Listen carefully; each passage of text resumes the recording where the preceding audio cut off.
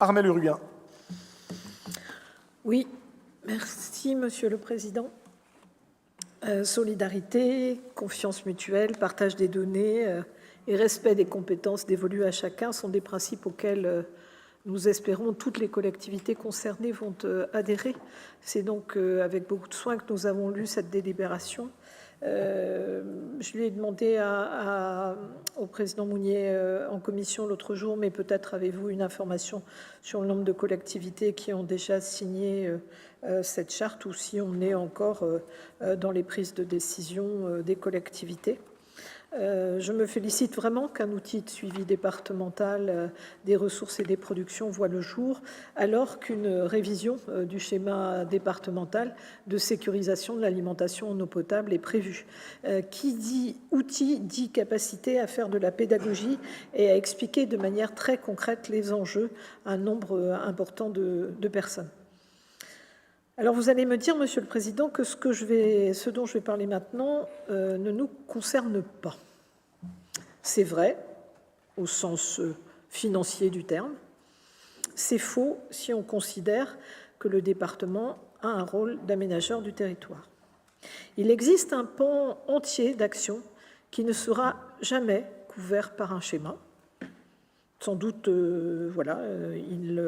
ils n'existeront pas ou ils existeront à des échelles territoriales plus réduites. C'est celui du renouvellement des canalisations dites primaires, celles qui ont déjà été financées par de l'argent public,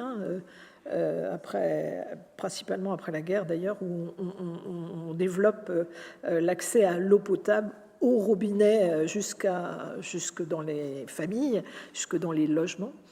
Et ces canalisations, c'est 20 500 kilomètres de canalisation en Finistère, donc la moitié du tour de la Terre. C'est juste une petite incise, et c'est 2,7 milliards d'euros de valeur de remise à neuf. Cette question du renouvellement des réseaux va être cruciale dans les prochaines années et décennies sûrement. Ce n'est d'ailleurs pas très fun, la question du renouvellement des réseaux, d'autant que cela génère des travaux conséquents et longs dans les communes qui font régulièrement pester les habitants.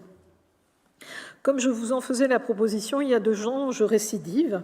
Il faut trouver l'organisation et la structure qui permettraient de rassembler des maîtres d'ouvrage intéressés à regrouper leurs commandes et à faire garantir l'emprunt par la Banque des territoires.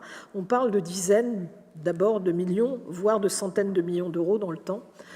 Puisque on parle de ces budgets d'investissement, ça me permet aussi de rappeler qu'on serait bien inspiré de considérer et de mettre à part une dette qui est celle du remplacement des canalisations d'eau potable comme une dette utile à plusieurs générations et qui est donc, en ce qui me concerne, aimez-vous aussi, sûrement une bonne dette.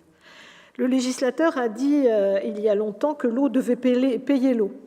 Et ça va poser le véritable problème, puisque quand vous évoquez ces sujets-là avec les élus, ils s'attendent à avoir des subventions. Il n'y aura pas de subventions pour renouveler les canalisations primaires, mais il n'y a pas grand-chose de plus insincère que le prix de l'eau. Il demeure d'ailleurs extrêmement hétérogène dans notre département, même si ça a tendance à se réduire un peu plus. Et il y a 10 ans, les Finistériens qui avaient été interrogés étaient en accord avec un déploiement d'un prix unique de l'eau. Je ne sais pas si c'est une piste qui serait encore à explorer. Par ailleurs, l'évolution démographique attendue en Bretagne ne concernera pas de la même façon l'Est et l'Ouest. Pourtant, en Bretagne, on passerait, je le mets au conditionnel, de 284 millions de mètres cubes en 2017 à 320 en 2040. Il y a donc fort à parier que la solidarité attendue dans le Finistère entre tous les acteurs le sera aussi au-delà de ses propres frontières avec des départements limitrophes. Donc au-delà de la solidarité, c'est bien d'une coopération renforcée dont on aura besoin.